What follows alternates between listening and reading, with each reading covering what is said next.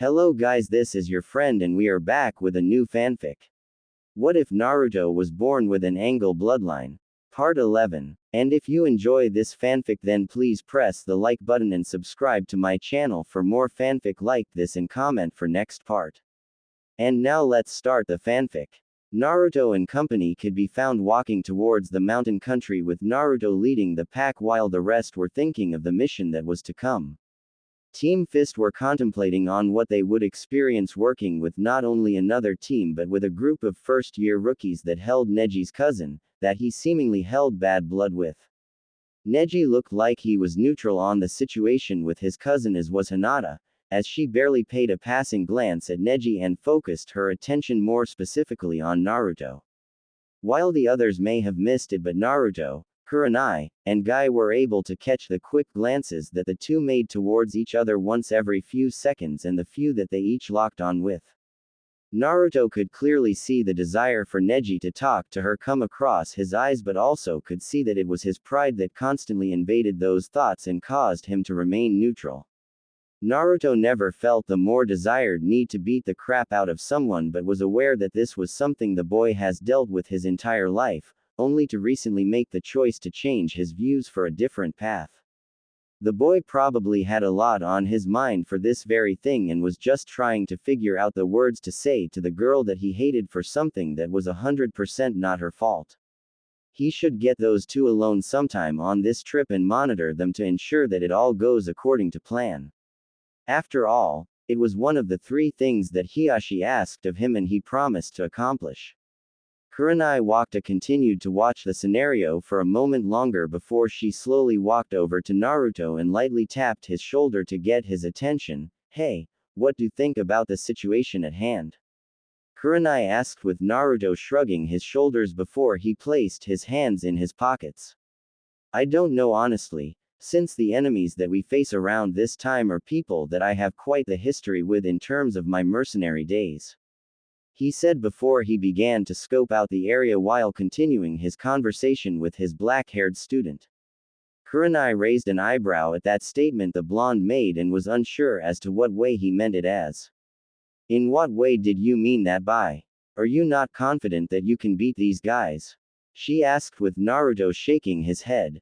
No, I am neither concerned about these enemies irregardless of how strong they may or may not have gotten over the years since I've seen them. He said with Kurenai nodding but confusion still evident on her face. So what did you mean by that? She asked with Naruto shrugging his shoulders again. I meant that by the end of the mission and we reign victorious, all of you will be stronger than you were as you entered, yourself and Guy-san included. Naruto said with Kurenai raising an eyebrow but opposed to asking him any more questions since he was very silent on what the exact intentions his actions held. Naruto continued his walk ahead of the group while keeping his keen detection skills alert and was slowly scoping out the surrounding area. He knew that there was an enemy in the midst of their presence and was planning a possible sneak attack on them. Let's see what these little jackasses are planning, he said as he scoped the area and made a quick detection of a small group of 30 shinobi with 11 on the right, another 11 on the left, and 8 behind them with 3 appearing to have the strongest chakra signatures. Naruto could tell just by the feel of their chakra that they are very confident that they would capture a victory in this occasion, causing him to smirk to himself as they reach no higher the high Chunin level. They're definitely overconfident here, probably thinking that we are some lowly travelers from a commoner village but I think that they are in need of a little friendly reminder that there are more than meets the eye. I could take them out by myself, but I should let them handle these guys. He thought to himself while glancing towards Kurenai, who nodded and passed off the message to Guy. Meanwhile, surrounding locations. 3 figures stood in the tree that the group walked by with malice vigor hidden in their eyes as they readied their weapons, while simultaneously signaled their friends hidden in the bushes in front of the group. Each one wore a megakure headband and wore a similar cloak with storms over it along with a straw hat on top of their hands. One of the groups then slowly pulled out a sword from his back and then held it in a reverse grip, time to take out the intruders. He said before he and his friends were enveloped in a puff of smoke, ready to engage with the enemy. Back with the group, As the group of 9 shinobi walked along the path, they were stopped by the sudden appearance of 2 cloaked shinobi wearing straw hats and each held a long sword in hand. They both held up the one-handed Torah seal with their eyes currently blazing onto the front of the group, while they were quickly surrounded on all sides by a large group of shinobi. Halt! All 9 of you are now trespassing within our borders. One of the shinobi said with Kurenai stepping forward while Naruto kept his head down, knowing just who these two are. We are all shinobi from Konohagakure and are currently on a mission within mountain country. She said with one of the men shaking his head as an indication of no. I am afraid that you are shinobi no longer, for you all are now the enslaved property to Mizuki-sama. He said with Tenten stepping up now, clearly pissed off instantly by that statement. And what if we refuse? She asked with the men holding up their swords along with the 3 other shinobi holding up their own weapons. Then you shall die, said another voice that appeared behind, causing the group to look in the direction behind them. When their eyes were set upon the figures that stood in the back, they saw that all 3 of them hailed from Omegakure. If their headbands were a clear indication with each one holding a overconfident smirk on their faces, it's actually quite the deal to uphold, since you get to live on even though you'll never see your loved ones again, but either way you'll never see them again. Although, he said trailing off as he looked at Kurenai, Hinata, and Tenten with a hungry expression in his eyes. Those bitches you brought along would do nicely as slaves.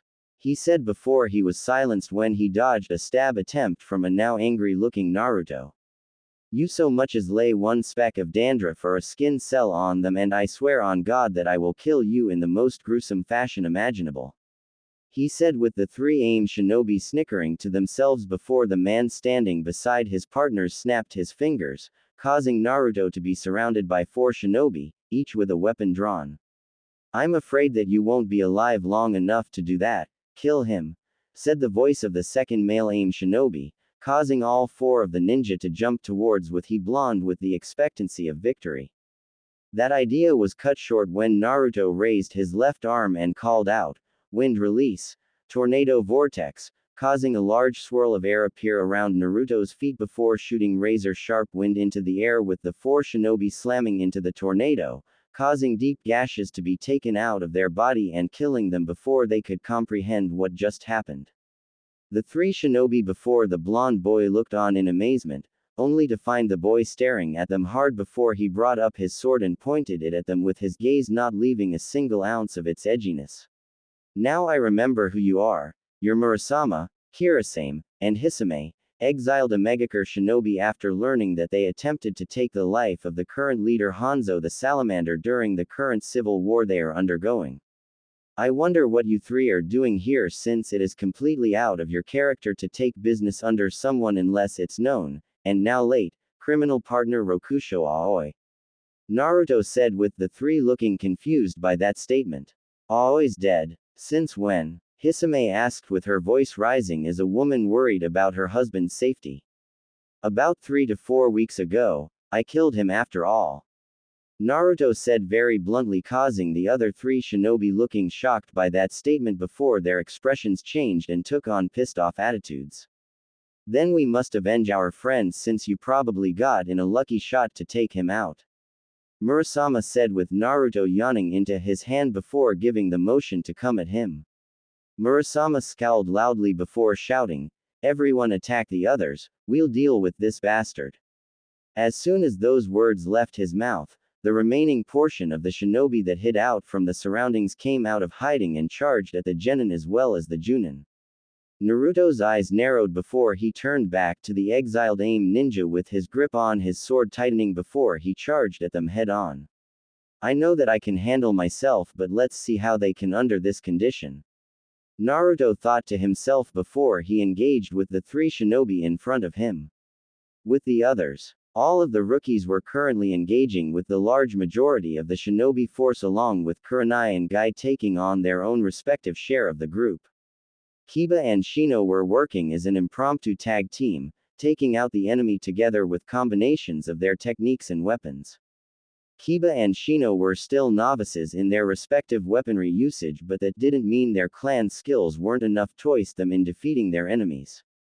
Kiba panted loudly before he charged at one of the enemies and raised his right arm to block an upward stab attempt by a shinobi with his right tonfa before hitting him with his left tonfa, causing the man to cough up before receiving a hit from his right tonfa, causing his face to bleed from his forehead. Kiba then hopped into the air and raised his left arm before bringing it down and slamming it on top of the enemy's skull, causing it to crack and puncture his brain, causing instant death. Before he could celebrate his victory, a shinobi sneaked up behind with a sword in hand and held in a stabbing position. However, he never got the chance to strike Kiba down as he was consumed in a mass of bugs by Shino, who appeared beside the dog boy and stood back to back with his teammate. "Thanks for having my back, Shino," Kiba said, crossing his arms as more shinobi prepared to strike. "Don't slack off yet, Kiba. We still got more to deal with," Shino said before twirling his staff around him before taking a firm hold on his staff before he charged at the group of shinobi in front of him, with Kiba following suit and charging at his small group of shinobi. With Tenten, the brown-haired girl stood in front of a group of shinobi with her weapon scroll in hand, with the men each chuckling to themselves, honestly believing that they would get an easy victory. "You know that you should give up, right? You can't honestly believe that you stand a chance against us," the leader of the group said, with Tenten not responding to her, only opening her scroll and bringing out a long wooden staff with a blade on the top and a spiked end. Tenten then charged at the group of shinobi, who each held a kunai in hand, and tossed them at her simultaneously while making a few seals and turning the kunais into a large group. Tenten didn't allow this to faze her as she spun the staff in front of her body and knocked the kunais away before jumping into the air with the staff above head. The group saw her nearing them and immediately scattered to the side when Tenten landed where they once stood in a group. Tenten then spun the bladed staff and quickly stabbed the blade into the body of one that stood nearest to her before quickly pulling out the blade and spun the staff in her hand before she planted the staff end on the ground before pole vaulting towards the next opponent. Tenten maintained perfect balance on top of the staff before pucking it from the ground and hung in the air before flipping with the staff spining in hand. The shinobi that neared Tenten quickly took out two kunais and blocked the staff's blade, giving off a resounding cling sound, but before the man could try to stop the next move, Tenten spun the staff in her hands before giving a upward slash across the man's chest, causing him to cough loudly before it stopped when Tenten sliced off the top of his skull in one fluid motion. Tenten then back-flipped away from a stab attempt from behind by another shinobi, which quickly ended upon Tenten stabbing him in the back of the neck by the spiked end before she pulled it out and soon cut off the shinobi's head. Tenten then looked behind her back and saw a single shinobi standing with a look of fear on his face before he made some quick seals. "You'll pay for this, you bitch," he said before he left in a puff of smoke, causing Tenten to relax her shoulders before looking in Naruto's direction and quickly ran that way, her mind solely focused on Naruto. "I hope you're okay, Naruto-kun," before rushing faster to the blonde boy to help him. With Lee. Lee was currently standing with his stance in the lotus fist position and his eyes gazing towards that of his opponents before the first one made his move and charged at him with a kunai in hand. The first that made it close to the brown-clad didn't even get the chance to do what he wanted, as Lee gave him a wicked super kick to the jaw before his head was sliced off by Lee's sword, Kuroshunisha, before the sword was sheathed again before he took off towards the group that were now running to him in a large group. "Leaf Hurricane," he called out as he hopped into the air and sent his signature kick that knocked down 3 shinobis in one fell kick. Lee then landed on the ground and brought up his arm to block a punch by the enemy beside him before sending an uppercut into the man's stomach, causing the air to be rushed from his lungs before his throat was sliced open by Lee pulling out a kunai in one fell motion. Lee then looked towards the next group of shinobi heading towards him, causing him to bend down on one knee before he launched himself towards the first man in front of the group and sliced him in half with Kuroshunisha in hand. Lee then grabbed the handle by both hands and blocked the next attack made by the shinobi in front of him, although he didn't do so well in keeping the man off him due to his inexperience with a sword. However, Lee was quick to respond as he slammed his foot into the enemy's knee, causing the guy to stagger for a moment but was enough to allow Lee to regain full control of the struggle and slice the Mont's head from the top of his skull. Lee then sheathed the sword away before he fell forward when the last enemy shinobi attempted to stab him from behind while planting the palm of his hand on the ground in front of him. Lee then placed all his weight on his hands, causing his whole body to stand on his hands, which bent down like he was doing a push-up. Lee then forced all of his strength into his joints, causing him to push upward and send a flying kick towards the man behind him, causing him to sail in the air before Lee appeared behind him with his arms around the Mont's body before he spun in the air. Primary Lotus, he said to the man that was unable to speak due to his head being slammed into the ground, thus killing him instantly. Lee landed on the ground with ease, but to his amazement he didn't feel as much fatigue as he usually did when he used the move, causing him to look at the armor Naruto had him buy. It was then that he was getting excited about the prospects that he now had with them and couldn't until the time came when he removed the weights and truly saw what his speed could do. He then noticed Tenten running towards Naruto, as such he chased after her to give her some backup. With Neji and Hinata. Neji and Hinata stood side by side, each one currently using their Byakugan to examine the enemy in front of them, and saw that they all were only no stronger than your average Chunin, but that would not stop them from trying to attack as a firm unit in order to defeat them. Neji continued to stare at the enemy in front of them but allowed his gaze to momentarily gaze towards Hinata and saw that she was confident enough to fight them but was slightly scared for some reason. I can understand that what happened to you was terrible and you have my condolences for that, however sulking around and blaming an innocent girl of what happened to you won't get you anywhere. The words of Naruto played out in his head as he remembered the conversation that he had with Naruto during one of the private training sessions he had with him. He quickly turned his gaze towards his cousin standing by his side and saw that she was full of determination, but he also saw that she appeared to be unwilling to fight these guys. But why? These guys were nothing more than lowly bandits, summing that they are stronger than anyone they face including shinobi, so why was she so unwilling to fight? He then remembered something that he discussed with Naruto not too long ago during the training sessions. Something that would begin to help him see what was truly before him. Flashback. Naruto and Neji were currently facing one another in a taijutsu spar with both standing in an almost identical stance, except Neji's was different in terms of feet placement and arm distance. Neji currently had his Byakugan inactive, since Naruto told him that while those eyes aren't cheaters like the Sharingan, it would make his training easier since he can just see what Naruto's joints were doing while performing the taijutsu style. As such, Neji complied with his friend's request and as such was not using it, thus explaining why he was letting out small breaths at a time. Although he felt tired beyond belief, he was inwardly smiling to himself at all that he has accomplished so far. He had taken Naruto's advice and learned the second style of taijutsu just as the blonde teen had instructed him in doing, and while that was working well, he began to notice how he was starting to notice that as he practiced with that style, he was beginning to use it as if he did the same with the Juken style. When he questioned Naruto on it, the blonde simply stated that it was his body's muscle memory using what he has been doing since the day he stopped crapping his pants in conjunction with the second style, thus causing him to incorporate the styles together. Naruto stated that only a true taijutsu master can utilize not only a fully incorporated style from various others that he has learned but can use all of them separately. Neji then began to wonder if that would ever be him, but upon thinking on it further he started to realize that if anyone was going to be a true master of taijutsu it was going to be Lee. The two teens continued to circle each other before Naruto suddenly spoke up, surprising Neji but not enough to cause him to falter from his form. Neji, why is it that you haven't forgiven Hinata yet? Naruto said with Neji raising an eyebrow at that. What do you mean, Naruto? I'm still trying to forgive her but it's hard, considering all that has happened to me.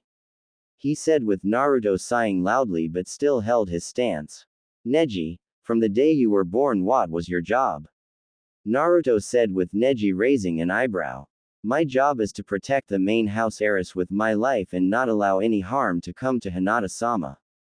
he said with a confused expression on his face since Naruto supposedly knew that he was a slave to the main house and the protector of Hiyashi's daughter. Then why aren't you doing your job? Naruto said with Neji narrowing his eyes. What are you saying exactly? He asked with Naruto shaking his head but still continued his circle pace just as Neji did. When I train Hinata, I can see many things go across her eyes in a millisecond, and the most that I've seen go across her eyes is the unwillingness to fail. The only way for her to feel strong is to know that the people she cares for are confident in her strength. The highest ones are her sensei, her father, myself and you. He said with Neji once again adding a confused expression. I'm not following you exactly. He said with Naruto snarling to himself, knowing that if this boy is this clueless then he may never get laid unless the girls comes up to him and says, me until my eyes go dark. I don't think I can say any clearer than I already have, but for the sake of your stupidity I'll spoon feed it to you.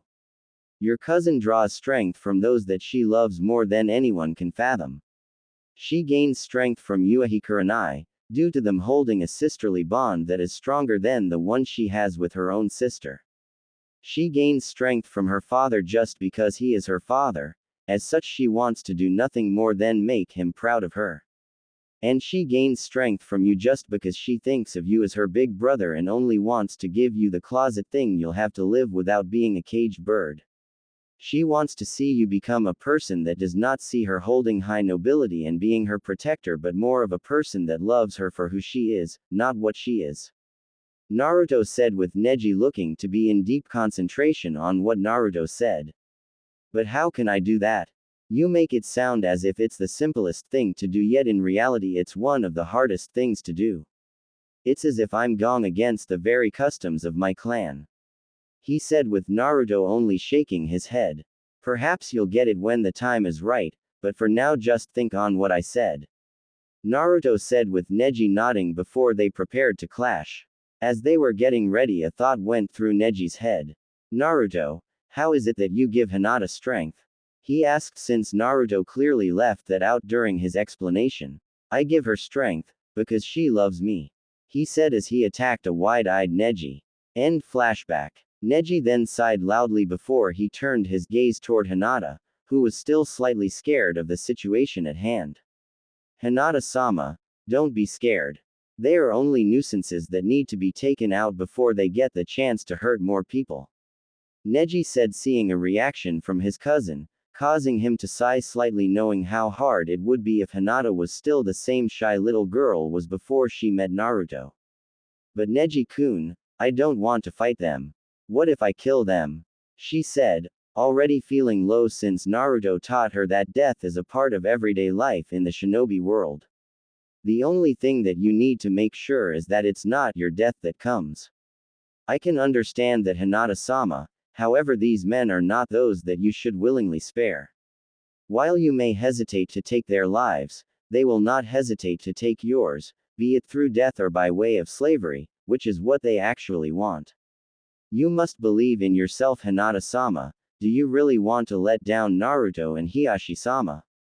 He said, while inwardly smirking to himself when he saw the sudden spark of life come into Hinata's eyes before she took her Juken stance with himself included. Then before their enemies had a chance to register what happened, they were already dead by way of Hinata and Neji blowing through them like a storm in a trailer park. Once they saw that all their opposition were taken care of, they looked around and saw that Naruto was still fighting those three shinobi that snuck up behind them. He also saw Tenten and Lee running towards the blonde teenager, as such both he and Hinata ran towards Naruto to give him some backup. Unknown to him, however, he would soon come to appreciate this moment more than he could possibly imagine.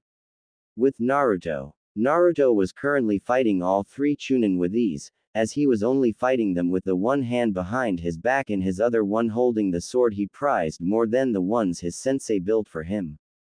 This sword was something that he has carried as his first sword for as long as he was training under Slayer. If anyone knew the true purpose that this sword held for him, then they would understand the power behind the War Angel. But thankfully these three didn't know a thing, thus allowing him to easily fight them with one arm while they were using all they could to fight him, but they were not successful in slightest. Come on, at least try to make this fun for me, Naruto said before blocking a high strike made by Murasama, causing him to be open slightly for the other two to come from behind him to attack, only to be surprised when Naruto brought up his left hand in an open palm while opening his hand towards Murasama. Naruto then scoffed loudly before calling out, "Wind release, Typhoon Air Palm," summoning a mass of wind that blew out of his palms and slammed into the bodies of the three Chunin, causing them to be blown backwards by the sheer force behind it and land on their behinds. Damn it, who are you? Nobody from the leaf is this strong, not even Sharingan no Kakashi, Kirasame said before he got a good look on Naruto before he let out a loud snare before he spoke up with the group that accompanied Naruto now arriving to his location. Guy and Kurenai already finished off their opponents with ease and simply waited for their students to finish their fights, much to their surprise was a lot different than what they expected. They were sure that they would do fine against them, but all of their students showed excellent skills in their fields and handled hostile situations such as these with far more easiness than they expected. They were sure that with a few months of training, they would pass the upcoming Chunin exams with flying colors. Shit, now I recognize you, you're the War Angel Uzumaki Naruto, Kirasame said with Hirasame and Murasama getting off the ground in surprise. What? The War Angel? But last I heard he was residing in the land of demons, what's he doing here with a Konoha headband? She said, while inwardly eating her chops since he was rumored to not only be one of the strongest shinobis in the world but was also rumored to be a god among men. Damn, nobody said that the War Angel would be here with the group, although it's weird that he's not with the others in that group. The lookouts must have guessed wrong on who was on this mission, Murasama said with Naruto letting out a small laugh before he pointed Gunshin towards the one that spoke. Look guys, I'm not in the mood to fight right now and I really want to get a nap in before I truly take on this mission. So why don't you head on back to your boss and relay a little message to him? The War Angel is coming to get ya, he said with the three shinobi snarling before they vanished from the front of the Konoha team, while Naruto sighed loudly before turning around. Alright, let's get the hell out of here and find a better spot to chill for the night, Naruto said as he turned to walk away, only for his arm to be grabbed by a confused-looking Tenten along with Hinata giving him weird looks as well. Naruto-kun, why did those guys call you War Angel, and what did they mean by that group? She asked with Naruto gazing at her for a moment before a small smile came across his features. That is something that needs to stay a secret for now, at least until I'm reunited with my friends in my group, especially him, Naruto said with everyone now lost in a daze. What group? And what exactly do you mean by him? Neji asked with Naruto shrugging his shoulders. He's just some bastard that I haven't seen in 2 years, but hopefully we get to reunite soon, Naruto said before quickly bringing up his hand to stop the would-be questions from the group that he knew they wanted to ask. Look, you'll find out soon, but for right now we need to focus on more important issue, such as your training for instance, Naruto said with each one looking curious on to what the boy wanted to discuss with them. It's very clear that you all are very used to your current techniques and have used some of the skills that I have helped you develop over the time that I have helped you out. However, from this point on you all are going to do something that I have done multiple times in my training, create your own personal techniques, he said with the others looking slightly surprised by that statement, as they never would have seen that coming from a mile away. Naruto on the other hand saw their surprised expression and decided to explain his reasoning. It's high time that you all learn something different as opposed to what you are used to, so I will be working on helping you all develop some new techniques of your own before the end of this mission, Naruto said before a dark smile came across his face, alerting everyone that he has something dark and evil planned for them. Get some rest kiddies, tomorrow we start the hard stuff. Meanwhile, unknown location. A large house stood within an unknown area with person standing near a window with her hands currently on her chest, holding a silver locket in her hand and her eyes gazing into the large region of forest that overlooked and mapped out the feel of the area. She looked to be around her mid to late 20s with long red hair tied with a loose ponytail at the top and the rest reaching the center of her back. She wore a red kimono with the designs of black roses that hugged her great figure with more red locks going over the top and in front of her D-cup-sized. The woman continued to gaze out into the wide forest area and gander at its marvelous beauty that her sight first set upon after awakening for the first time in well over a decade. She had been sleeping for quite a while now and was slowly trying to take all the sights that she can before she would go about her day. She then brought up her small locket and opened it to see a picture of her younger self with a tall blonde-haired man wearing a white houri with red flames in the bottom. They were both smiling with the woman's hand currently resting on her stomach that made her look to be around 7 months pregnant. A lone tear then left her eye and fell on top of the picture and slowly slid off the top of it before falling off the side of it and fell towards the ground while the woman quickly closed the locket with a deep sigh. I know you're still out there and you're still alive. I may not hold the fox anymore, but that does not mean that I can't feel and recognize the power of its chakra. The time for our meeting is not yet ready, but I promise you that we will no longer be apart and will finally become the family that should never have been destroyed. She thought to herself before turning back into her home as she prepared for the day. The day that Namikaze Uzumaki Kashina would reclaim her son.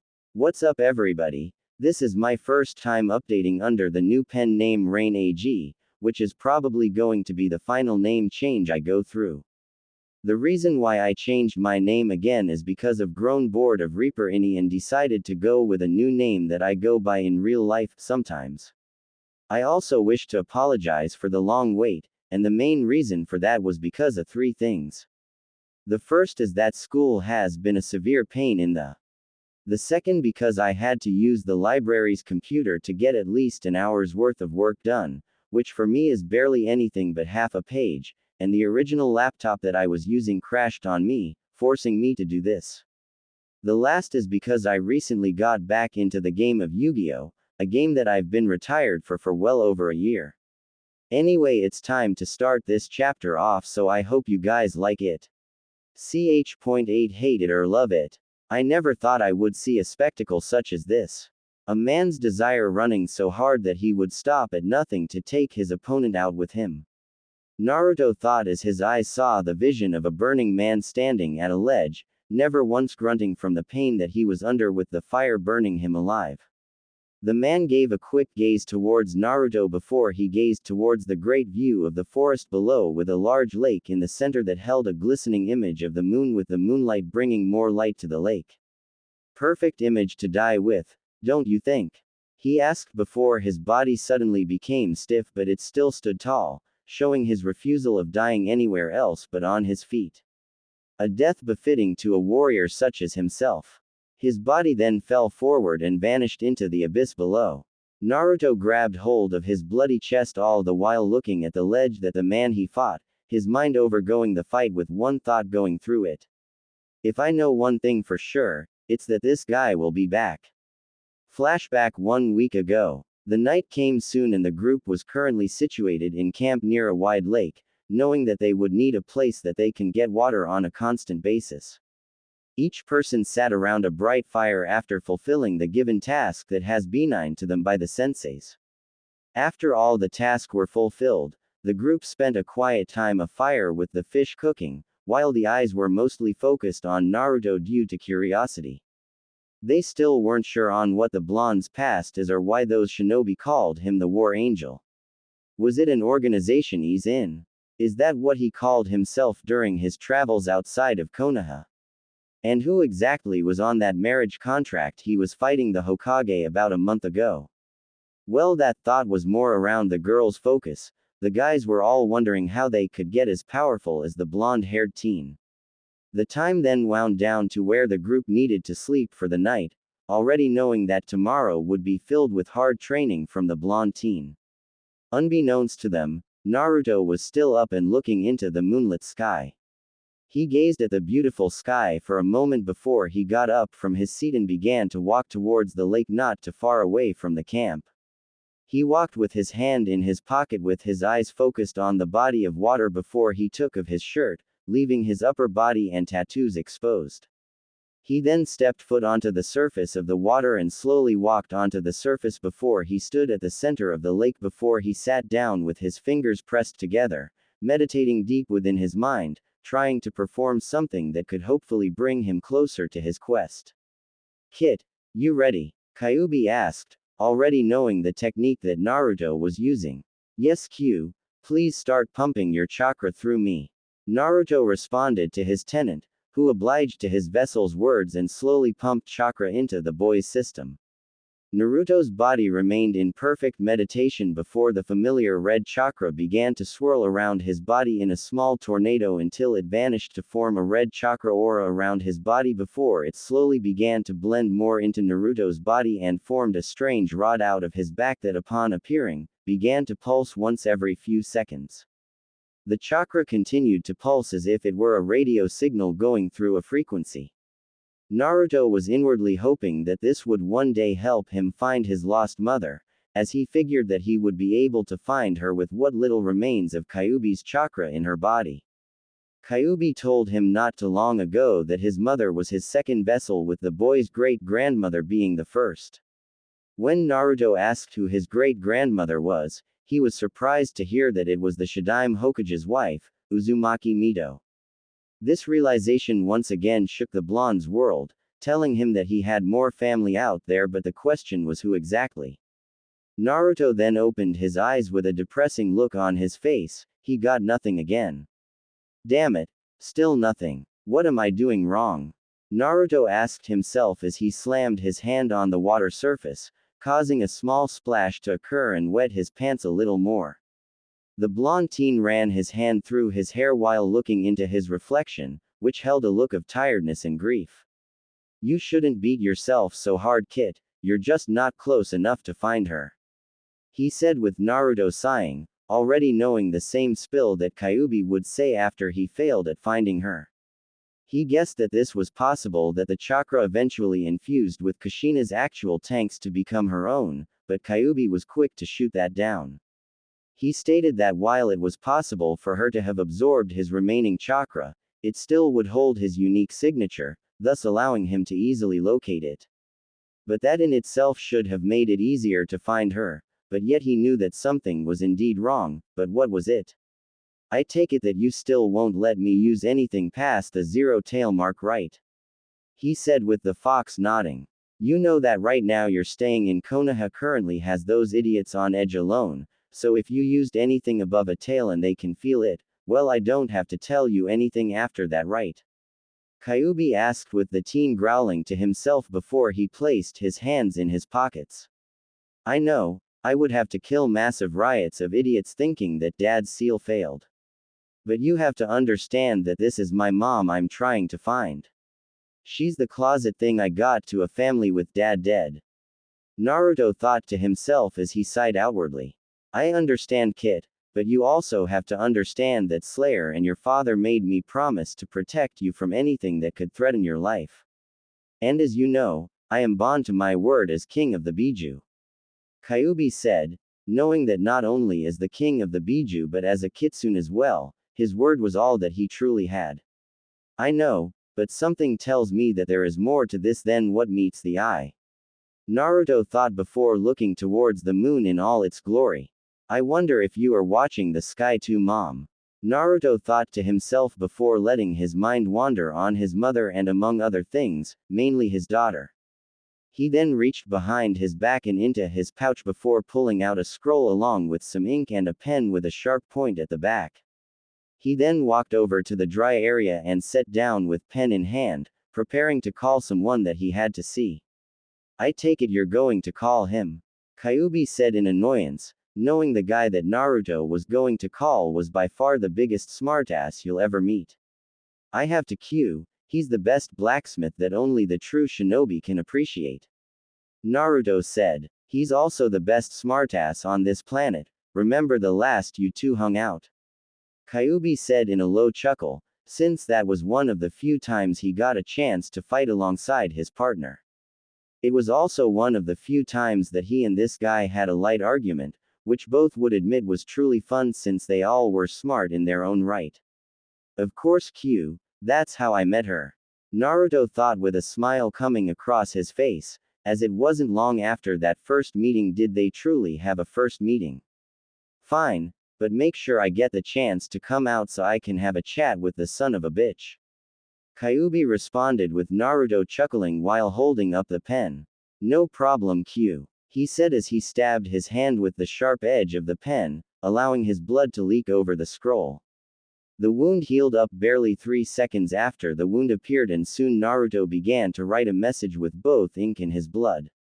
Meanwhile, the 3 exiled Omegakure shinobi all bowed in front of a large throne with a man of unknown stature sitting on the chair with a large naginata beside him. The man wore a get-up of tan pants with bandages tied around the bottom with a dark blue open vest to expose an underdeveloped six-pack abs and somewhat large arms, with his right one wrapped from shoulder to wrist in bandages with a black glove covering his hand. The man's face was hidden in the darkness except for a dark red eye could be seen, with its gaze looking towards his 3 subordinates. What is it that you have to report?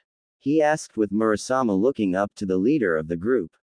We have encountered that group of Konoha shinobi you instructed us to capture, but we were unsuccessful with all of our forces being wiped out. He said with the dark red eyes narrowing at the man before him. What do you mean? Those mercenaries that I supplied you with should have been more than enough to handle a group of lowly genin and their senseis. The man said with Murasama nodding his head before he spoke. Yes, that is what we thought originally as well, but that was until we made a discovery. Murasama said, reaching into his pouch and took out a photo. Apparently they foreseen this and came prepared with a strongit to add to their team. He said as he handed the photo to the dark figure, who took hold of the photo and looked onto the image, his eyes widening in surprise before he growled loudly. Him? What is he doing here? I thought I took care of him back at the Sea of Clouds. He said, standing up with his hand crushing the photo in his hand before a small laugh came out of his mouth. Apparently it was fated for us to see each other again. But this time I will make sure that he is slain under my blade. He said as he grabbed his naginata and walked over to the window in his throne room. Do you know where he is now? The man asked with Murasama shaking his head before he answered. No. He probably left the area that we first met him and is in hiding with his group, probably training them. Murasama said with the man nodding his head for a moment. Very well then, he will come to us when he feels ready. The man said with Kurasame raising his head in confusion. But shouldn't we attack him before he gets the chance to get stronger? He said with the man appearing in front of Kurasame with a kunai being slammed into the guy's open palm, causing blood to leak from the wound and him screaming loud enough to echo throughout the castle. The man then placed his foot on top of the circle end of the knife, causing it to go in slightly deeper, with Kurasame's cries growing louder, but not enough to blanket the alien's words. What have I told you about questioning my authority? I said that we will wait for him to make his move because I want him to get good and ready before I turn him into a bloody pile of flesh and bone. The man said as he took his foot of the kunai knife with chakra concentrated on the sole of his sandal, causing the kunai to come out as well. Kurasame grabbed hold of the wound with his partners looking to heal it while the leader of the group walked back over to his chair. I'm so glad you came back, you bastard. You're going to pay for ruining my life. The man thought as he looked to his hand and growled loudly. The following day, the group of 8 each stood before the blonde teen in confusion, since he woke them all up and told them to meet him at the cliff point ASAP. They all weren't sure as to what reason he wanted them to be there, but could understand by the tone in his voice that he was serious about this. They all were very quick to get their stuff together and were now standing before him in slight confusion. Naruto currently had his back turned to the group, his eyes looking over the land below the cliff and the vast forest area that held the appearance of a sea of trees. Naruto knew that that one location would be the perfect training place for anyone that wants to hide their abilities from praying eyes. This is where he would spend the next 4 to 5 days in secret, as he still had some skills that needed to be refined and a power that he had to master. As such, he nodded to himself before he turned around and faced the group of 8. It has come to my recent attention that this enemy we are currently facing is indeed an old buddy of mine seeking something from me. I too am seeking something from this enemy as well, but it's of a different level of closure as opposed to his own. What I also know is that this man is more than likely to give us a break for as long as we need, so we will take his offer and train for these next 5 days. Naruto said with the others still looking confused at this, so he chose to continue. I have determined last night that since the fight they had from us yesterday, they would have more than likely held some back to strictly analyzing our skills. For some of you guys, this is not a problem as I know you can handle yourself, but as opposed to the rest of you, I'm afraid that you would have to take these next 5 days to heart and train in an area as hard as you can. He said with everyone looking a little surprised at the blonde's speculation. But why would the enemy give us time to train? Wouldn't he want to attack us when we least expect it? Tenten asked, as she was confused as to why this man would allow them such time. The reason for this is because the manooms that no matter what we do, he will come out victorious. He also wants this to be a message to me more so, as he is actually giving this time to me and me alone, but I know that he would try to go for some kind of hostage situation should he fail to kill me. This is why I want to issue this to you all, as I want all of us to take advantage of this generous gift before we go and bulldoze Hisanto the ground. He said as he pulled out 8 scrolls with their name written in kanji at the front. What are these? Neji asked as he looked towards the blonde-haired teen. Those are each techniques that I want you all to learn as they will help you tremendously once you master them. I also want you all to take this time to create your own personal technique over this time. Naruto said with everyone now looking at him in surprise. Why do we need to create a new technique when you gave us a list of new ones?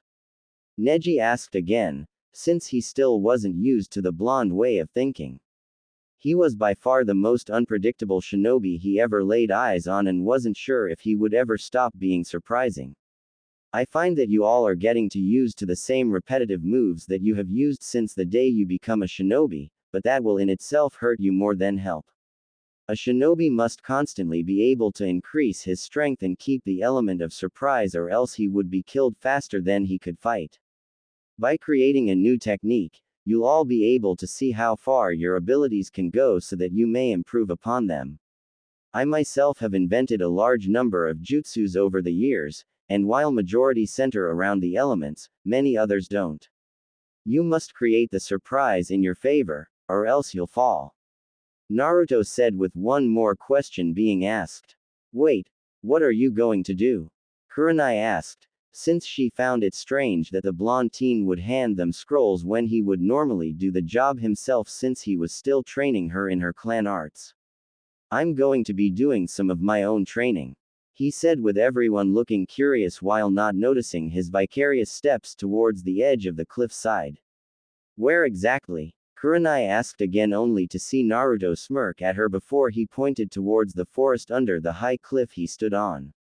I'm training back there, he said before suddenly leaning back from the cliff, causing everyone's eyes to widen and rush to save him but failed as he now made his descent. We'll meet back here in 5 days. He said while presenting the peace sign before falling backwards off the cliff, with everyone running to the edge to save him.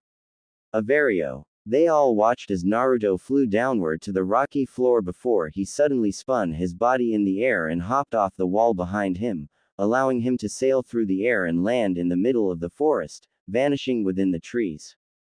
The others continued to look on in surprise and were beginning to think about following him until they thought it over for a moment. I guess we should all just go and train before waiting for him to return. We could use this time to train ourselves anyway. Lee said, as he knew that this time was just what he needed to work on a new technique and possibly refine a brand new skill. His swordsmanship for one thing has indeed improved, but he knew that he needed to train more in his sensory tracking. Naruto told him that his greatest weakness can truly become a great blessing as long as he worked towards making it such. I suppose, but that doesn't mean I like it. Tenten said along with everyone nodding their heads before they turned to head into the main forest area. Elsewhere, Konoha. Team 7 stood before the Hokage with eagerness to get a mission after taking care of several D ranks yesterday and was ready to get a good one outside the village. After they were a little surprised that Naruto wasn't there yesterday or even today for that matter, but they brushed it aside, knowing that they needed to get a mission. Okay, Team 7. Although I would love to give you a mission outside of the village, I'm afraid that due to you being short one member, I must once more issue you another D rank mission. Hiruzen said, still feeling a little baked after smoking all that green leaf yesterday. He must have smoked at least 2 bags of the stuff and probably ate something that tasted like chicken. What? Hokage-sama, why must we take another D-rank mission? Just because Naruto Baka isn't here, doesn't mean that we can't get a mission outside of the village. Sakura said, already ticked off by the fact that she needed to do another D-rank mission because Naruto wasn't here. That may be true, however, after looking at your stats, none of you are at the level required to take a joint mission one man down. Until Naruto is present, I'm afraid that I cannot issue you a mission outside of the village. Hiruzen said, with Sakura looking even further ticked off, along with Sasuke, who only chose to stay silent because he didn't feel like arguing with the leader for one. He may be an arrogant bastard, but he was not a stupid bastard. But you allowed us to go on that other mission outside of the village, how were we not ready then? Sakura asked, clearly upset that she wouldn't get the chance to leave the village and prove her strength to Sasuke. The reason why I allowed you to go on that mission was because all the senseis spoke with me about you all taking the joint mission, so you had 4 Junin ready to protect you in case trouble came. This time, however, it would be just you guys and I'm not willing to take that risk no matter the consequences. Hiruzen said, with Sakura getting ready to argue again, only for Kakashi to take a hold of her shoulder, causing her to silence herself. Look, Sakura, why don't you and Sasuke just take the day off, since it's obvious we won't be getting anything today? Go on home and we'll meet at the spot tomorrow. I need to speak with Hokage-sama anyway. Kakashi said, with Sakura sighing. Fine, but I want a mission tomorrow regardless if Naruto Baka doesn't show up. Sakura said before turning a lovingly look to Sasuke. Now Sasuke, do you want? She was about to say before noticing that Sasuke was already gone, causing her to look frantically around the room before running out of the room and calling his name. Hiruzen and Kakashi each shook their head in disappointment before they began to focus their attention towards the other.